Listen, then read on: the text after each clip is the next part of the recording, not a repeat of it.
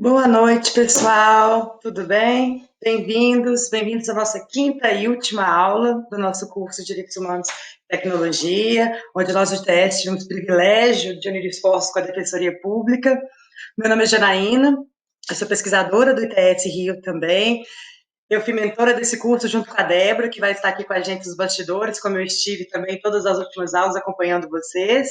E comigo hoje tem a doutora Paloma, da Defensoria Pública, em que a gente vai apresentar um pouquinho sobre a Defensoria Pública, o aplicativo da Defensoria Pública e também como a internet, a tecnologia se cruza ali no mundo virtual, como esses direitos humanos que a gente viu desde as primeiras aulas até hoje, fazendo esse fechamento, como isso todo se aplica da internet à nossa vida presencial, física, né, doutora Paloma? Obrigada, muito bem-vinda.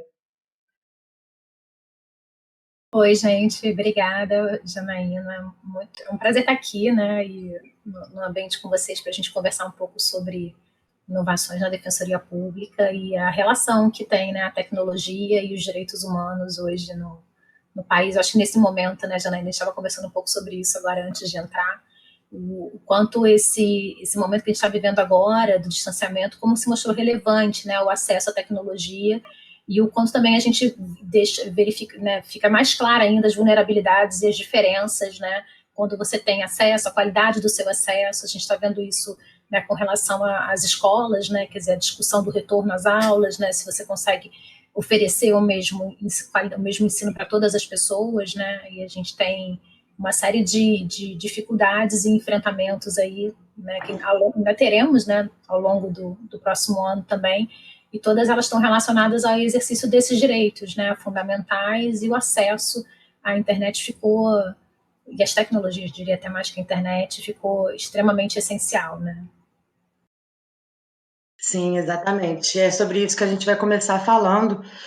A gente vai falar, será que o acesso à internet ele é um direito humano, né? Como que promover o acesso, fomento, o desenvolvimento social e econômico também, tanto no Brasil quanto no mundo. Eu acho que todo mundo aqui, depois dessas aulas, já sabe um pouquinho a resposta. Mas sim, de acordo como a Celina bem trouxe até no primeira aula, ela trouxe todo o sistema ONU, falou das relatorias especiais para direitos humanos, e a relatoria especial para a promoção e proteção do direito à liberdade de opinião e expressão, ela já trouxe para a gente, lá em 2011, que o direito dos indivíduos de buscar informações e ter acesso à expressão e comunicar ideias, ele também abarcava a internet como meio de buscar informações, de transmitir informações. Então, trouxe o acesso à internet como um direito humano fundamental, e desconectar a população, né, da internet seria uma violação de suas políticas. Principalmente, eles trouxeram também os casos da Índia, Bangladesh, que tem os apagões da internet, ou então na China, na Rússia, que você não pode acessar certos sites, sim, outros você está proibido. E pela relatoria da ONU, o posicionamento da ONU sobre isso é que seria uma violação do seu direito à liberdade de expressão, que engloba, né, como disse, a liberdade de receber informações também. E como a gente trouxe também nas primeiras aulas, a gente sabe que os direitos humanos eles são divisíveis. Então, o acesso à informação, ele não se divide de todos os outros direitos humanos. E assim, o acesso à internet também vai resvalar em vários outros direitos humanos que a gente precisa. Olha, direito à educação, direito à cultura, direito ao trabalho. E como bem a doutora Paloma trouxe, a gente viu que a pandemia só fez evidenciar como realmente, sem acesso à internet, você está privado também do acesso a vários outros direitos, o acesso ao estudo, né? Quem não tem acesso à internet, como é que vai continuar as aulas? Como é que você fala em home office para quem não tem internet em casa? Não tem como falar em home office para quem não tem internet em casa.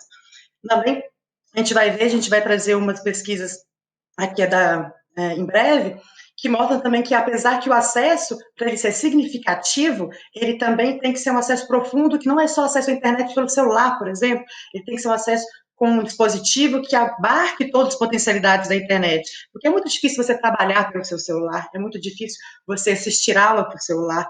As pesquisas também mostram, isso são pesquisas do CGI, do TIC Educação, mostram que durante a pandemia, muitos alunos que ficaram sem acesso à internet, para assistir às aulas que eram disponibilizadas online, eles dividiam com os irmãos um único celular. Então, se já é difícil dividir com o irmão da gente um computador, imagina assistir aula no único celular da casa inteira, que não é só para isso, ele também é meio de comunicação, ele é meio de trabalho para os pais. e ele é meio de informação. Então, a gente vê como tem esse descompasso, né, entre os direitos protegidos e como é que eles são usufruídos de acordo com as camadas da sociedade, né, camadas mais vulneráveis, como que eles ficam à margem, né, do acesso a vários direitos.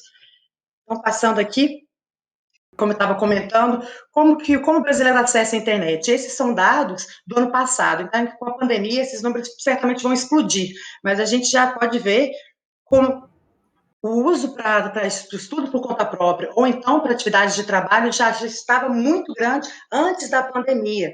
Mas os números também mostram quem é que trabalhava e quem é que estudava através da internet. Eram as classes mais altas. As classes mais baixas, elas não têm o dispositivo, não têm a velocidade da internet necessária para usufruir dos potenciais benefícios da internet e da tecnologia, acessar aplicativos de educação, aplicativos para buscar empregos, você vê online, fazer seus currículos, né, online e tudo mais, nem todas as camadas da população tinham acesso a isso. Agora, próximo ano, com os dados agora de 2020, essa pesquisa ela foi divulgada agora, no outubro de 2020, então, com os dados desse ano, com os dados da pandemia, que certamente serão surpreendentes, ou não tão surpreendentes assim, mas serão bem diferentes desses, em 2021, que vão sair. Então, outros dados muito interessantes é que, apesar de ter sido um aumento, uma melhoria no acesso à internet aqui no Brasil, né, trazendo para a nossa realidade o direito ao acesso à internet, um em 4 brasileiros ainda não usa a internet, mas pela primeira vez, 50% da área rural está conectada, e pela primeira vez, 50% das classes D e E, mais de 50% dessas pessoas pertencentes às classes econômicas D e E, têm acesso à internet. Porém, os números mostram outra coisa, uma realidade perversa, que essas pessoas acessam a internet, mas mais de 85% delas, nas classes D e E, como vocês podem ver, concentram seu uso exclusivo no celular. Então, como eu estava dizendo, isso quer dizer o quê?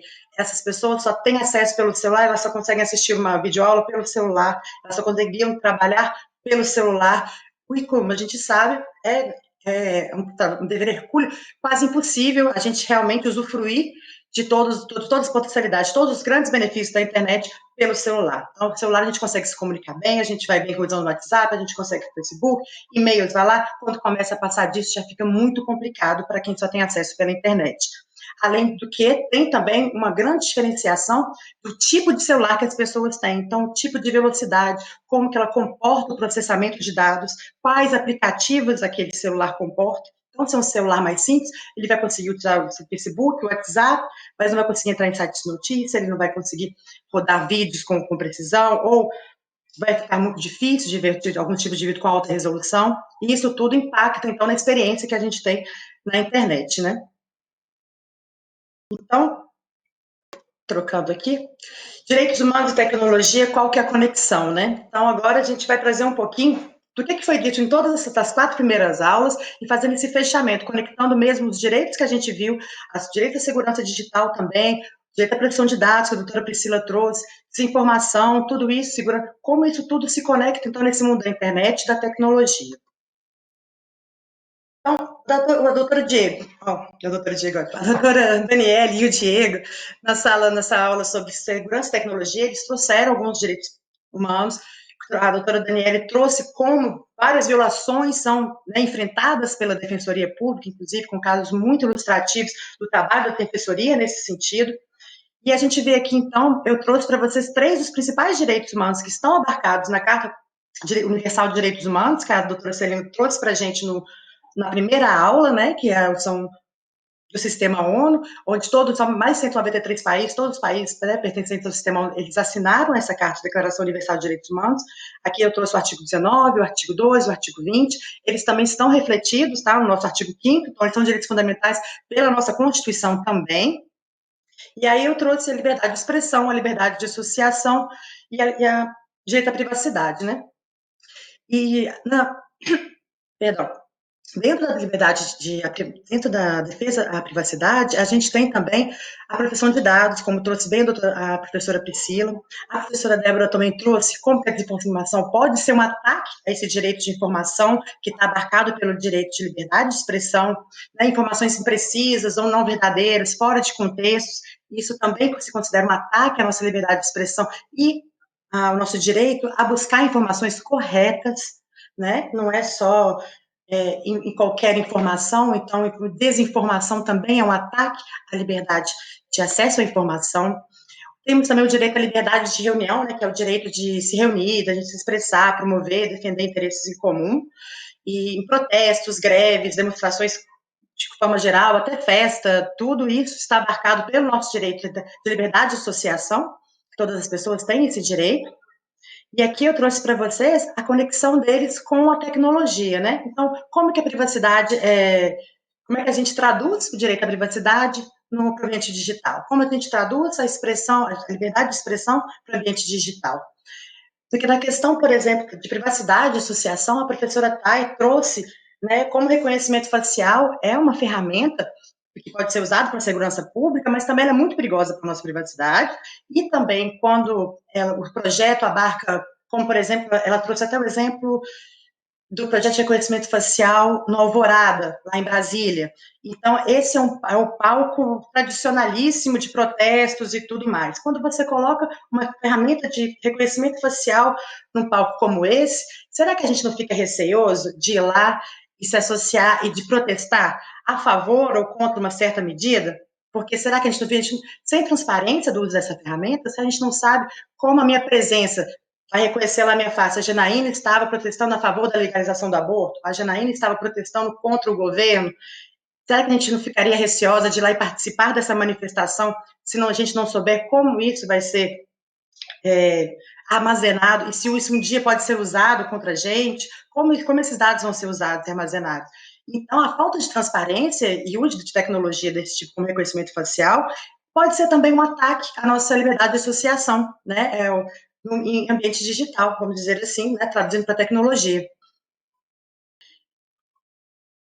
Aí aqui eu trouxe para vocês, então, mas aí muita gente pensa, mas se for para botar câmera de segurança em todos os lugares, se for para acompanhar minhas conversas no Facebook, que eu falo do governo, que eu não falo, eu não ligo, eu não tenho nada a esconder, eu não estou comunicando nada perigoso, eu não mantenho companhia de pessoas, grupos ilícitos, não tem ilegítimos, não tem problema, pode acompanhar se isso for para o bem maior, se isso for garantir segurança para todos nós.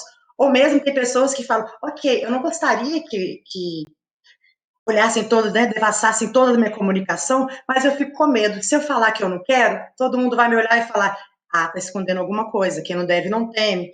Então, são várias assunções que a gente tem, principalmente quando se trata de direitos humanos, que a gente acha que direitos humanos para humanos direitos, né? Quem está reivindicando alguma proteção, na verdade, está fazendo algo escuso, algo ilícito, né? Alguma coisa de errado está fazendo para ficar reivindicando, mas não é bem assim. Aí eu trouxe um estudo, que não é um estudo, mas é só um exemplo engraçado, que é vários nutricionistas, em uma semana, 3 ovos por dia é excelente, faz um bem danado para a sua saúde, nossa, tem todas as vitaminas que você precisa. Na semana seguinte, um novo estudo sai e fala que não, que ovo é péssimo para a saúde, tem muito colesterol, não se deve comer isso tudo, não se deve comer ovos. Então, o que isso quer dizer? É que quando a gente diz que não está falando, comunicando nada de perigoso, não está se encontrando com ninguém ilegítimo, fazendo nada de errado, essas concepções bem amplas do que é ilegítimo, o que é perigoso, o que é comunicar algo perigoso, ou coisa do tipo, são muito amplas e mudam ao sabor dos governos.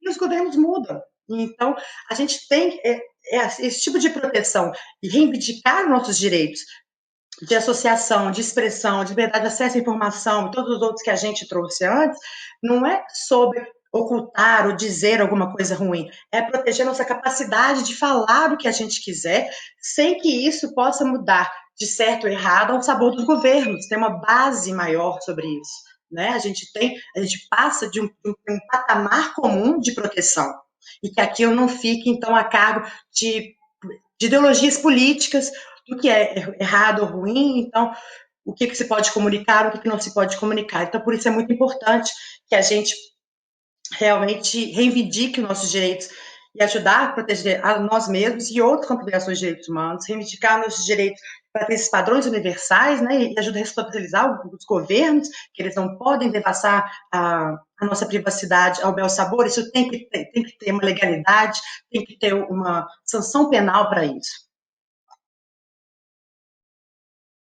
E aqui a gente vai aprender com a doutora Paloma exatamente como que a defensoria ajuda a gente nessa luta dificílima de realmente de reivindicar os nossos direitos, ter certeza que eles não sejam tirados de nós, que a gente possa dizer o que a gente acredita. Como é que a defensoria tem feito isso para a gente, doutora Paloma? Janaína, antes de entrar na defensoria, acho que falar um pouco do que você estava comentando, né?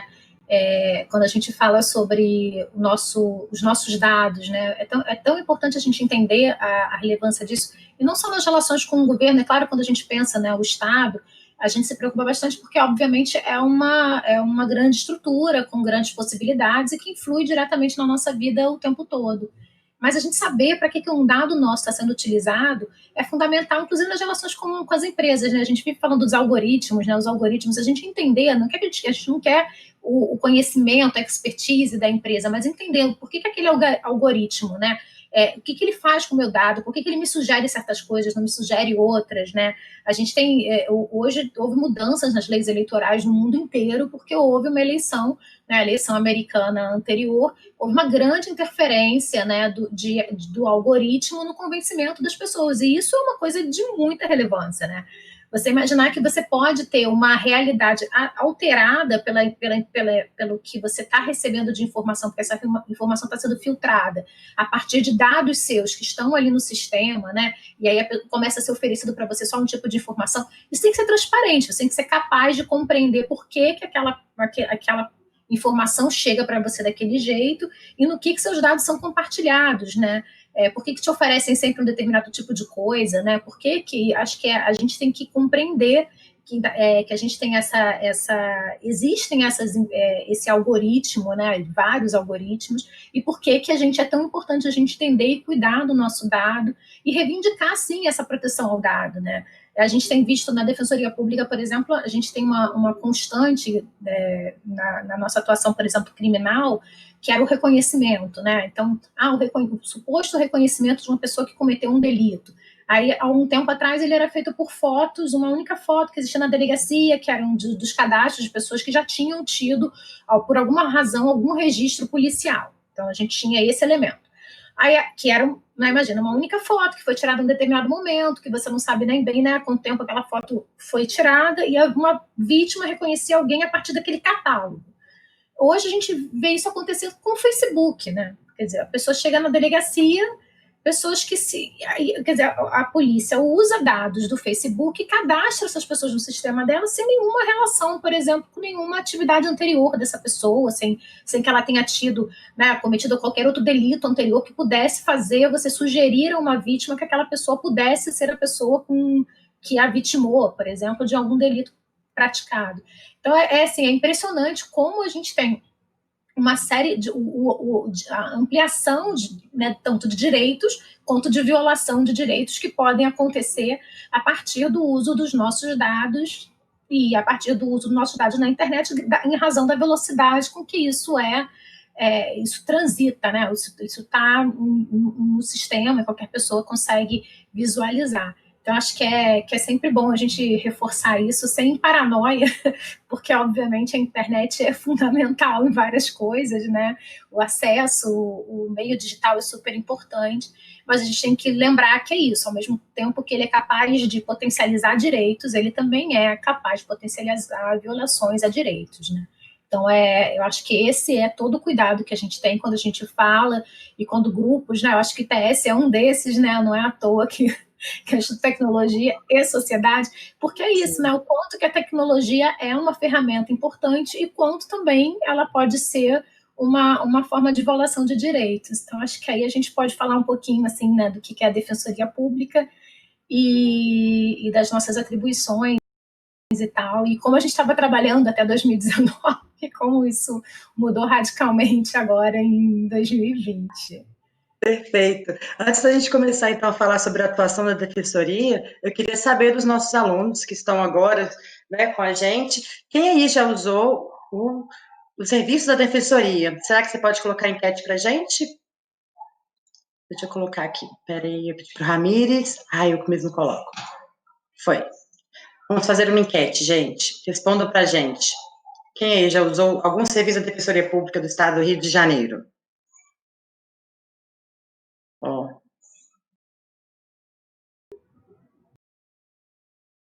Então, eu vou dar mais 10 segundos para todo mundo responder.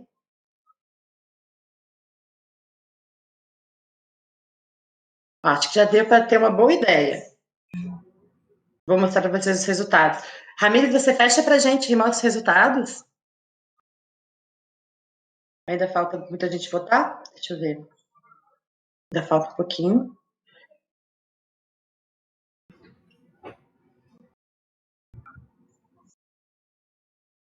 Pronto. Deixa eu ver se o Ramires coloca para a gente o resultado. Eu já tinha conseguido ver aqui que a grande maioria, doutora Paloma, ainda não usou nenhum serviço da Defensoria. Espero que seja uma boa notícia, que vocês não precisaram, não tiveram nenhum direito violado, que precisaram de apoio da Defensoria. E algumas pessoas, acho que deu 9%, não sei se o Ramires consegue colocar para a gente. Ainda não.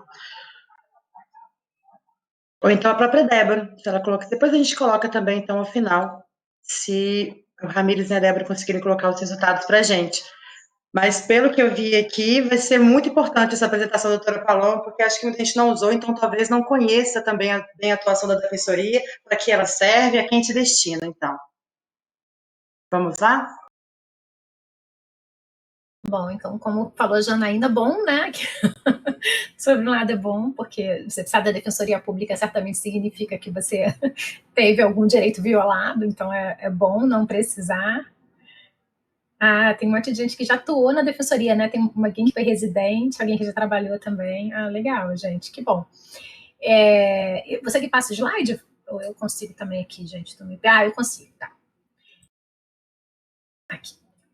Bom, então aqui uma breve explicação, né? A Defensoria tem como função oferecer de forma integral e gratuita assistência e orientação jurídica aos cidadãos que não possuem condições financeiras de pagar as despesas desse serviço. Eu brinco, tem uma frase que eu acho que é muito boa, que é assim: a justiça é para todos e a Defensoria é para quem precisa. Né? Então, assim, ela não é um serviço universal como o SUS, por exemplo, né? A gente, às vezes, tem vários serviços públicos que são disponibilizados para toda a população, mas o conceito da Defensoria Pública é um pouco diferente. Então, ela é para quem precisa, para quem não pode pagar por uma assistência jurídica, por uma orientação jurídica, né? Esse é um perfil, é uma explicação um pouco mais simples do que é a Defensoria Pública, mas é importante, e ela teve inicialmente uma história muito ligada à própria justiça, né, ao poder judiciário. E hoje, com as emendas constitucionais, a gente ganhou um outro patamar. Então, hoje a Defensoria Pública, além da atuação no direito individual, ela atua também na defesa de qualquer direito fundamental das pessoas em situação de vulnerabilidade. Então, isso é uma gama gigantesca de direitos, a gente tem muita atuação coletiva, não sei se vocês têm acompanhado, por exemplo, com essa questão da pandemia, a gente tem uma atuação muito de acompanhar a situação da saúde pública no estado do Rio de Janeiro, então a gente emite recomendações aos municípios com relação à rede de saúde, a gente vem acompanhando as fases, né, da Covid no Estado, e eventualmente a gente já propôs algumas demandas judiciais em razão da falta principalmente de transparência na informação. Isso que eu acho que é muito ligado ao que a gente está conversando aqui, né?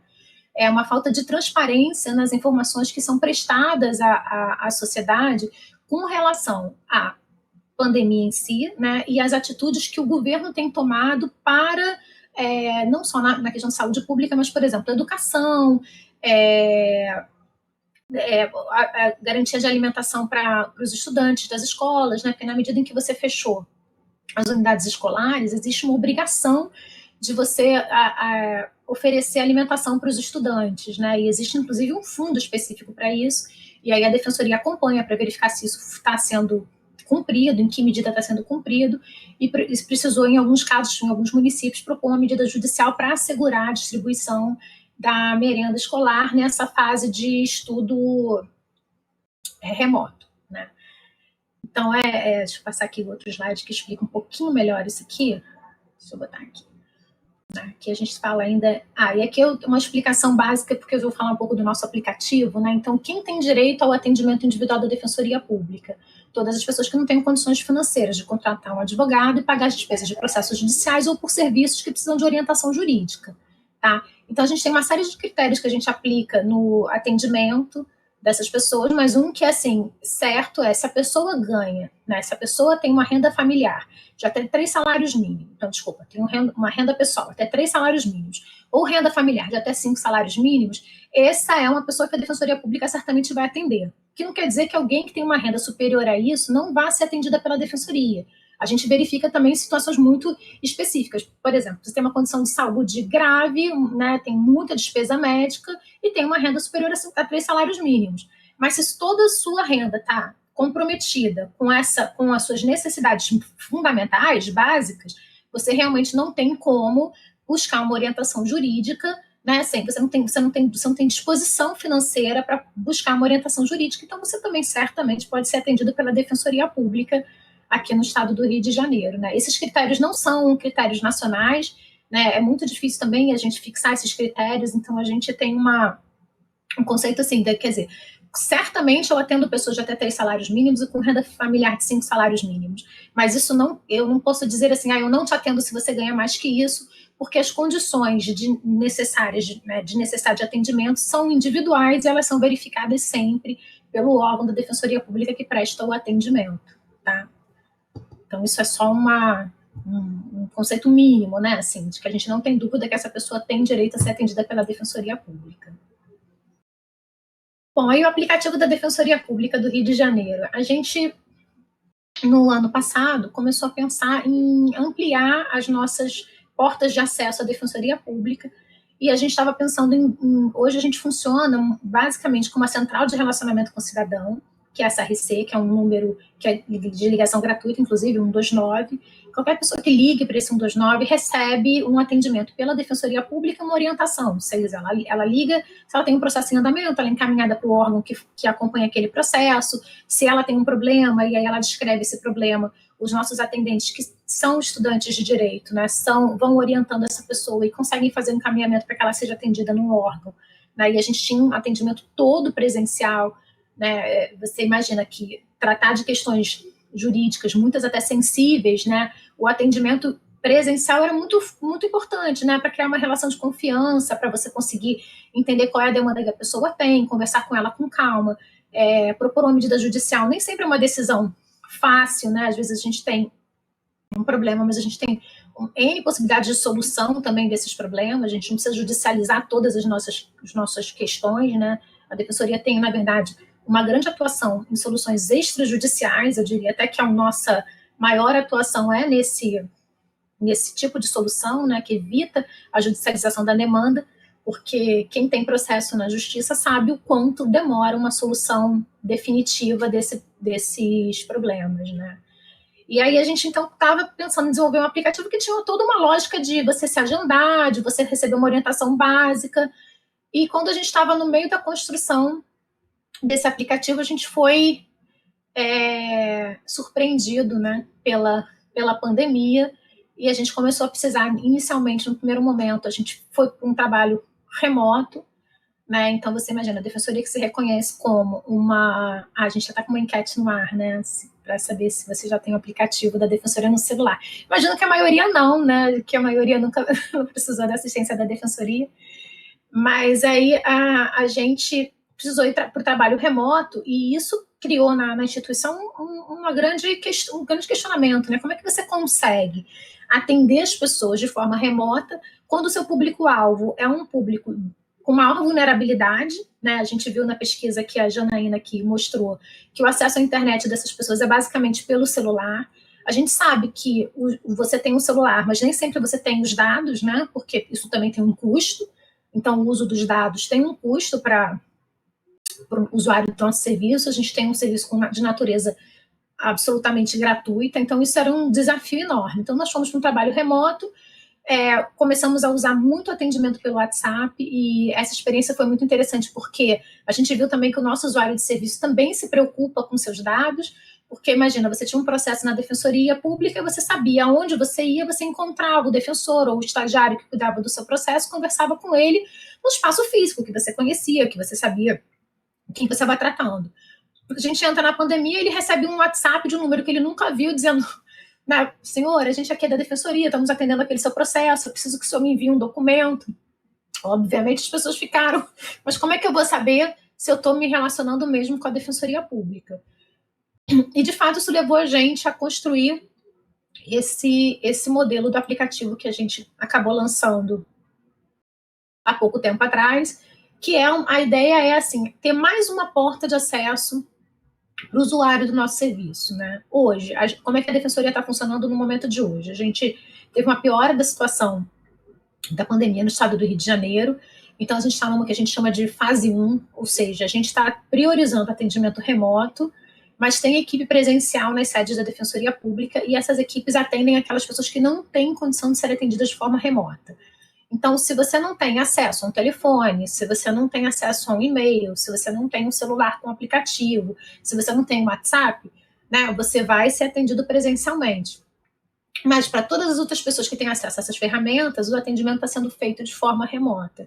E o aplicativo, que a gente teve uma parceria grande do ITS, quando a gente ficou com ele mais ou menos pronto, né? A gente tinha ali um modelo do aplicativo e o ITS nos ajudou bastante, Janaína, trabalhou muito nisso, né, Janaína? Ouvindo um pouco da experiência das pessoas com esse nosso protótipo, né? Então, usuários nossos da Defensoria Pública foram entrevistados pelo ITS para dizer o que estavam achando, se estavam conseguindo usar bem o aplicativo, e o ITS também conversou com equipes da Defensoria Pública que estavam no atendimento remoto usando outras ferramentas disponíveis no mercado, usando o WhatsApp, conversando com as pessoas por e-mail, para que eles falassem um pouquinho das dificuldades que eles estavam enfrentando nessa forma de atendimento, que para a gente era uma grande novidade, né? A Defensoria Pública entrava em contato com os nossos usuários de serviço, claro, às vezes você precisava chamar alguém que estava atendendo no processo, mas isso geralmente era feito de um telefone fixo do nosso, que tem todos eles têm o mesmo prefixo, né? Então a pessoa que recebe aquela ligação em geral já sabe que estava recebendo uma ligação da Defensoria Pública, e aí isso tudo foi mudando ao longo da pandemia, e a gente foi aprendendo a trabalhar com essa outra ferramenta tecnológica, que não pode ser exclusiva, né? A gente estava conversando um pouco sobre isso, né? Que não dá para você só acessar a Defensoria Pública de forma remota, não é esse o conceito do aplicativo, mas a ideia do aplicativo é que você tenha ali um pouco da Defensoria na sua mão, que você consiga acompanhar o que está acontecendo com o seu caso. Se você tem um caso na Defensoria, você consegue acompanhar esse caso. Então, é um projeto aí ainda meio inicial e que a gente tem experimentado o uso, mas eu vou contar para vocês depois um pouquinho dos dados para vocês verem que tem sido bem interessante. Então, o que você precisa ter, né, para ter o aplicativo? Tem que ter um celular, smartphone. Hoje, o aplicativo da Defensoria está só disponível nas lojas da Android. A gente está tentando liberar ele também para iPhone, mas ainda não tivemos a liberação da loja da Apple. Você precisa da câmera, porque a gente faz um processo de autenticação de identidade, e eu acho que hoje a gente está conversando aqui um pouquinho, né, por que existe essa autenticação de identidade? Porque você pode ter um processo já na Defensoria Pública, e a nossa preocupação foi garantir que eu só passe, que a equipe da Defensoria Pública tenha certeza que está se comunicando com a pessoa que é titular daquele direito, né? Então, a identificação, a autenticação de identidade, que é muito semelhante, não sei se tem aqui alguém que já usou banco digital, é muito semelhante ao que você faz quando você vai usar abrir uma conta no banco digital, né? Você precisa fazer uma selfie sua, segurando seu documento e também tirar os dois lados do seu documento, envia essa foto para a Defensoria Pública, isso passa por um processo de validade, de verificação de identidade, que não é automático. Nós não somos o Planalto. A identificação é feita, na verdade, por uma equipe de atendimento que confere o documento, verifica se consegue ver, né, assim, verificar pela imagem da selfie do documento se é a mesma pessoa. Às vezes o documento é antigo, a foto não está muito escura, ele não consegue fazer a verificação, ele devolve, explica qual foi a dificuldade que ele encontrou e a pessoa faz isso novamente. A ideia até de automatizar isso é uma coisa que a gente fica também discutindo muito, né? O pessoal da área de direito é sempre assim, né? A gente fica discutindo muitas coisas, né? E a gente fica, poxa, mas automatizar, caramba, mas e a imagem da pessoa, e esse arquivo? Você tem que usar uma ferramenta, porque obviamente não vai ser uma ferramenta desenvolvida pela gente, né? Essas tecnologias são ofertadas por grandes empresas, então você usa um serviço de verificação de identidade. E aí a gente fica pensando muito sobre isso, tá? Mas eu vou usar um serviço de verificação de identidade, mas o que ele faz com essa informação lá, né, depois? Então, uma preocupação também com a proteção do dado. Então, essa verificação hoje é feita mesmo cara crachá que a gente brinca, né, que a gente olha, é uma pessoa que está ali, várias pessoas, na verdade, que ficam fazendo essa verificação. E aí a outra questão é que a pessoa tem que ter, obviamente, um smartphone com acesso a plano de dados, né? A gente está trabalhando agora numa construção de um modelo em que a gente ofereça um link de dados, mas isso tem alguma complexidade, a gente não conseguiu colocar, mas o objetivo do aplicativo é, quando você estiver com usando o aplicativo da Defensoria, ele não vai estar consumindo o seu pacote de dados, né? A ideia é que ele funcione como funciona o 129 e você consiga fazer o uso do aplicativo sem gastar o seu plano de dados, mas a gente está fornecendo para você o plano de dados, né, para o acesso ao nosso aplicativo. Bom, e aí o que você pode fazer através do aplicativo? Você pode marcar um atendimento. Então, se você nunca precisou da Defensoria, como é a maioria aqui dos casos, mas você precisar para alguma coisa, e pode ser para coisas boas, nem sempre é para resolver problema, né?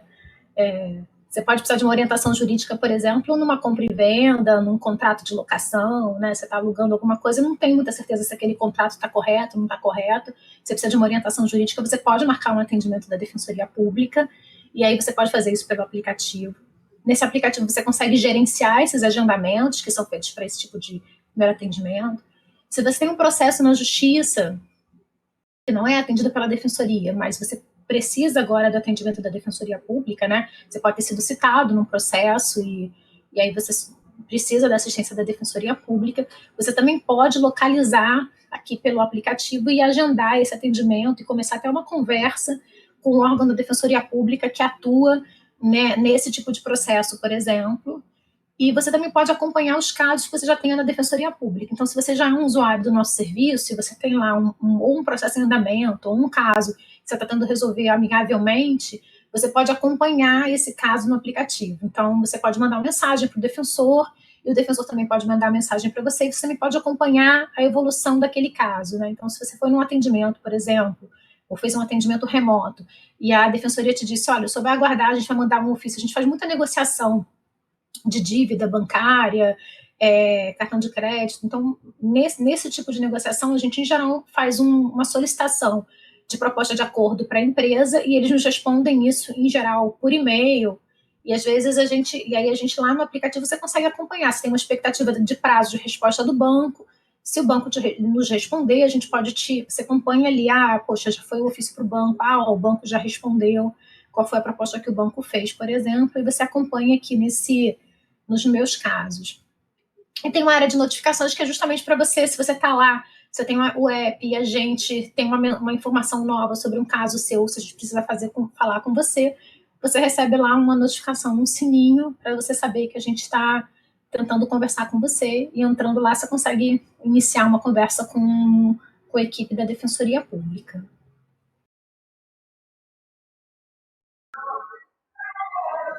Bom, aí aqui falando de novo na proteção de dados, né, para ficarem seguros aí sobre como baixar o app. A Janaína fez aqui um tutorial, né?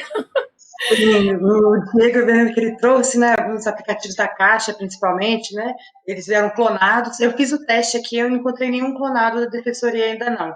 Mas, se no porvir vier acontecer, isso também serve para qualquer tipo de aplicativo que você esteja baixando, desde a Caixa, políticas oficiais, você vai lá, quando você achar o aplicativo que você está buscando, no caso aqui, né, encontrar o aplicativo da Defensoria RJ, você baixa e vai sobre esse aplicativo. Assim que você clica nele, você vai achar também dados do app, dados do aplicativo, e nele você vai ver quantas vezes, qual a versão que ele é, quantas vezes ele já fez download, quando que ele foi a última atualização desse aplicativo, e o mais importante é quem é o dono desse aplicativo. Então, esse daqui, como você pode ver, esses são os prints da minha tela do meu celular mesmo, quando eu estava baixando o aplicativo. Aí você vê que ele é realmente oferecido pela Defensoria Pública do Estado do Rio de Janeiro, então você sabe que ele é oficial, você sabe que ele não é um então, se tiver um nome suspeito ali, qualquer outro nome que não seja Defensoria Pública do Estado do Rio de Janeiro, você sabe que você não está baixando o app correto, que aquele pode ser um clone feito para, né, surrupiar os seus dados ou com alguma outra intenção maliciosa que pode vir. Isso serve, eu fiz o tutorialzinho da Defensoria, mas isso serve para qualquer aplicativo. É sempre muito importante a gente ter certeza que a gente está baixando o aplicativo certo, principalmente quando são aplicativos que vão tratar alguns dados sensíveis seus, como seus documentos, CPF. para aplicativos de banco, principalmente. Então, é importante que a gente saiba que a gente está baixando o aplicativo correto. Então, fiz aí o pequeno tutorial de como baixar. É importante, né?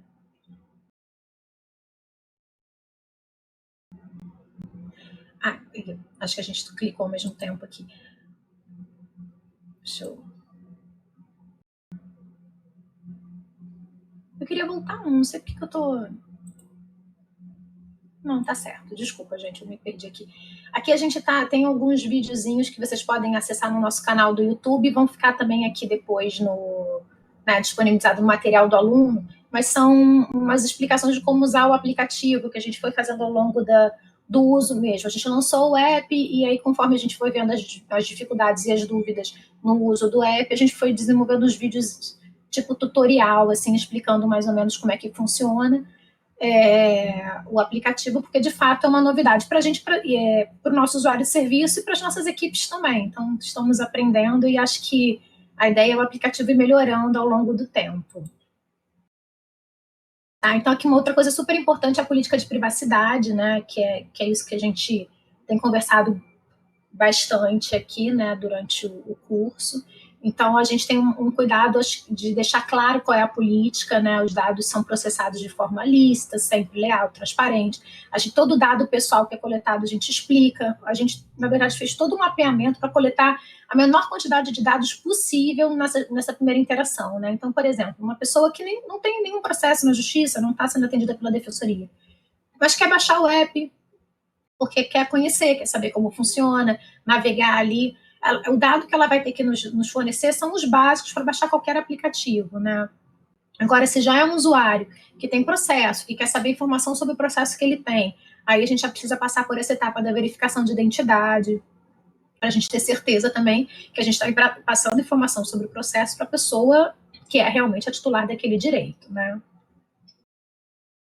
Então, a gente teve esses cuidados e que é sempre um aprendizado também, né, para a gente. Então, ó, aqui, dado básico para você se cadastrar inicialmente é o seu nome, o CPF, o e-mail. Quer dizer, isso aqui já tem um pouco mais, assim, você consegue baixar o aplicativo e navegar com o e-mail, que é a sua chave, né, mas depois você precisa, para qualquer outra coisa, você vai precisar fornecer seu nome completo e o seu CPF, e endereço, município e bairro, porque a Defensoria Pública no estado do Rio, né, toda dividida, ela está distribuída em todo o estado do Rio de Janeiro, e até para que a gente possa direcionar qualquer demanda que você tenha, a gente precisa saber aonde você reside. Isso é um conceito importante para a gente poder te orientar no atendimento pela Defensoria Pública. A gente está em todos os municípios do estado do Rio de Janeiro, tá? E aí aqui foi o que eu falei da etapa da identificação. A gente pede uma foto de um documento seu de identidade, pode ser identidade, o CNH, a carteira de trabalho, se você não tiver nenhum outro documento, e uma selfie. E a conferência da identidade é uma conferência humana, né? A gente não tem um processo de decisão automatizado. E aqui já fizemos a apresentação toda aqui. Mas eu espero assim que vocês possam conhecer o aplicativo, divulgar, e lembrando sempre que a ideia da gente é ter mais um meio de acesso à Defensoria Pública, né? A gente tem várias formas de atendimento, a CRC, eu acho que aquela mais simples é 129, um número que você consegue ligar de qualquer telefone, mesmo sem plano, né? Você está sem plano, você consegue ligar, porque é um número gratuito.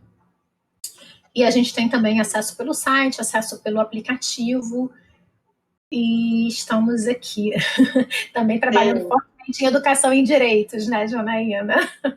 Defensoria, aplicativo, todo dedicado, ele é super claro, como a doutora Paloma falou, só para baixar o aplicativo e ter acesso às informações, você não precisa dar nenhum dado cadastral, então realmente ele é totalmente compliant, né, com o princípio de minimização dos dados, realmente é o mínimo de dado coletado para aquela função e só usado para aquela funcionalidade, realmente exatamente como todos os princípios que a doutora Priscila trouxe para a gente, né, de minimização de dados, proteção de dados, de acordo com a LGPD, de uma forma super transparente, e eu convido vocês também a olhar tanto o site do aplicativo, né, na loja, quanto o próprio aplicativo em perfil, vocês também podem acessar esses termos de uso e a política de privacidade a todo momento, não é só aquela coisa de, cliquei e aceito, né, como a gente tinha até a Débora trouxe, acho que foi a doutora Débora que trouxe, que muitas vezes a gente lê o termo de uso, ai, nossa, que grande, tá, não li, mas eu aceito. Então, leia com carinho, mas mesmo assim, logo, sempre que você quiser, ele está sempre disponível no aplicativo, então você pode sempre ler e reler, ver se teve alguma atualização. Se tiver, você vai ser informado dessa atualização. Isso é muito interessante. Eu espero que vocês tenham gostado muito do curso e tenham aproveitado muito essas 5 aulas que a gente teve tiveram um gostinho, né, de como os direitos humanos se aplicam no mundo digital, quão importante eles são, como é que a gente pode se proteger, né? Acho que o Diego trouxe muitas dicas de segurança digital, de como se proteger.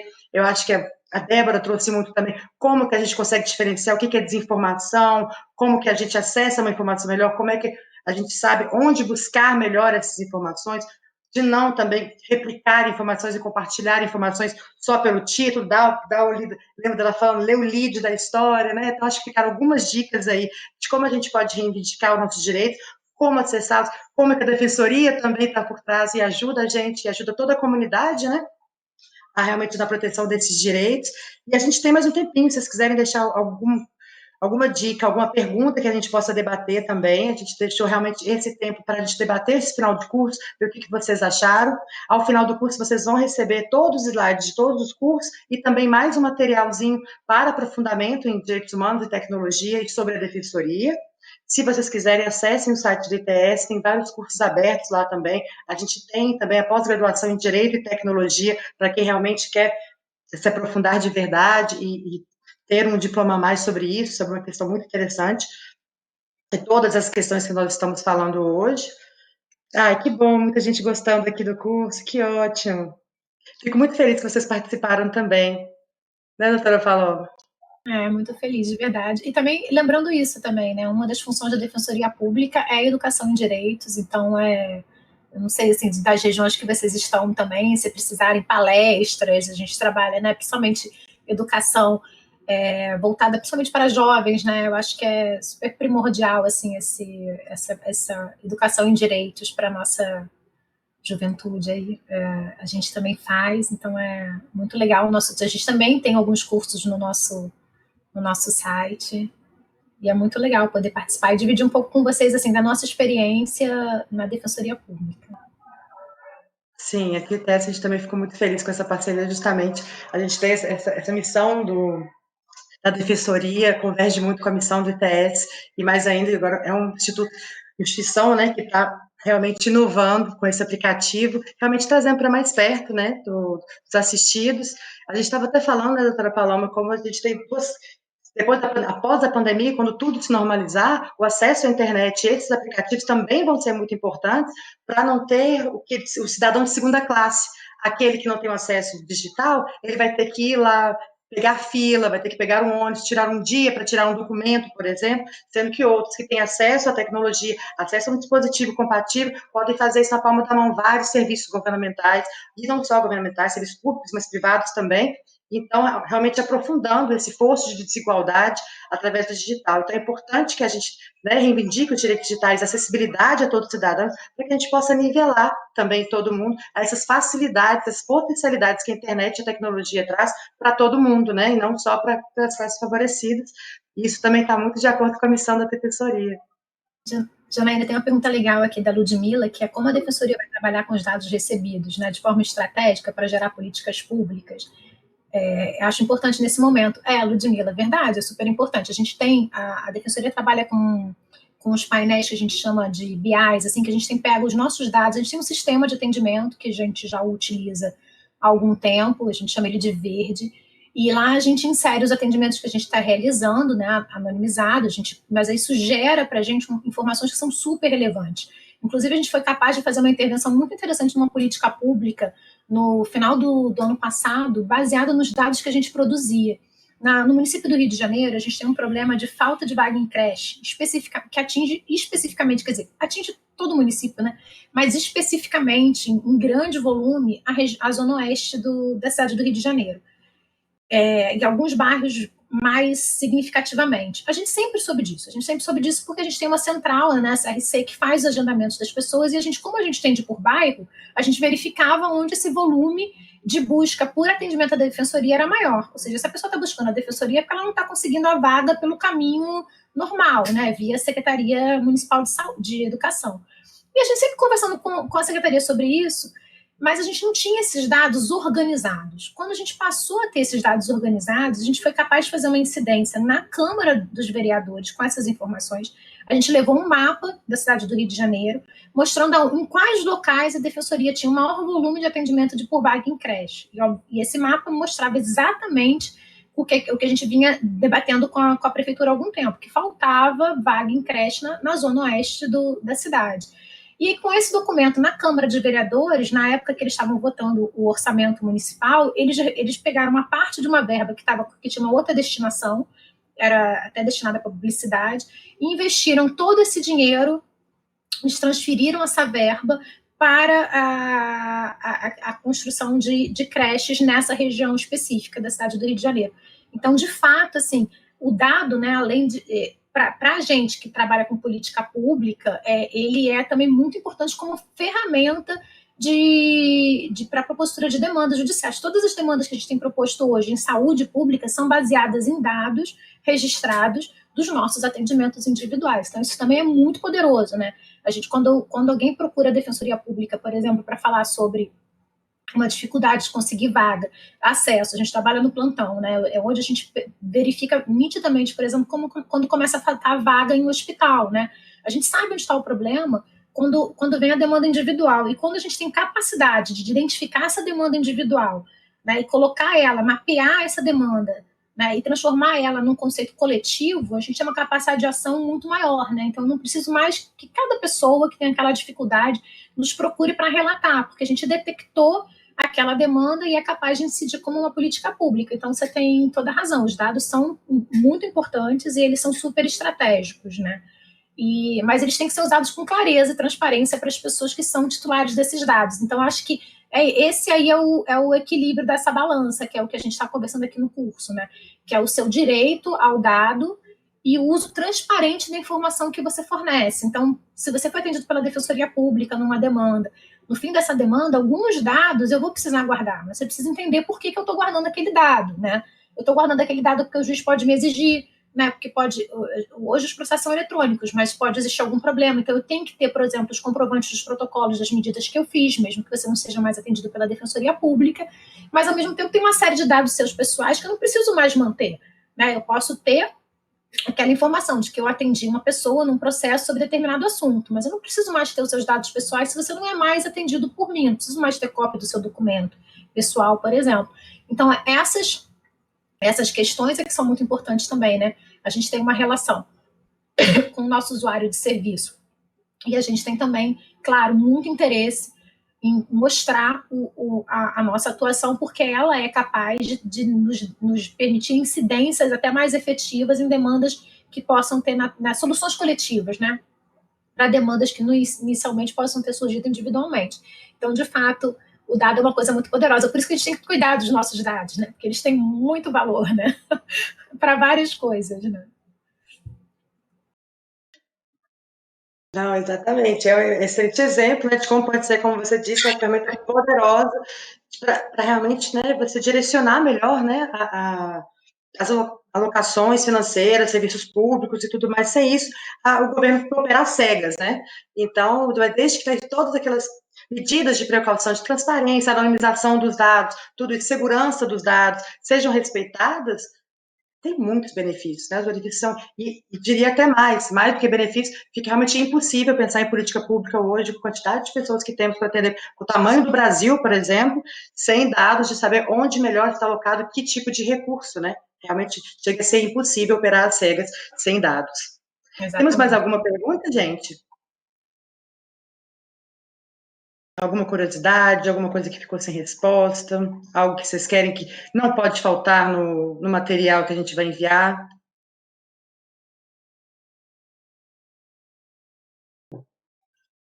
Acho que é isso, então. Gente, muito obrigada de novo a toda a equipe da Defensoria Pública, todos os professores que aceitaram fazer parte do curso, todos os ITS, professores da Defensoria. Eu acho que foi um curso muito bom, muito proveitoso. Fico muito feliz que vocês também gostaram, estou vendo várias palminhas, a gente fica muito feliz. Eu e Débora, muito obrigada mesmo, muito obrigada, viu, doutora Paloma? Aqui tem os nossos contatos, tem o meu contato aqui pessoal. Se tivermos alguma dúvida, alguma questão que não ficou sem resposta e pensaram depois, pode mandar um e-mail que a gente responde com todo carinho. Tem também o e-mail do ITS, lá vocês encontram todos os nossos projetos, cursos, publicações. Tem também a da Defensoria e o telefone da Defensoria. E como a gente disse, os tutoriais, tudo sobre o aplicativo também vão para vocês no final do curso por e-mail, no e-mail que vocês fizerem inscrição, tá bem?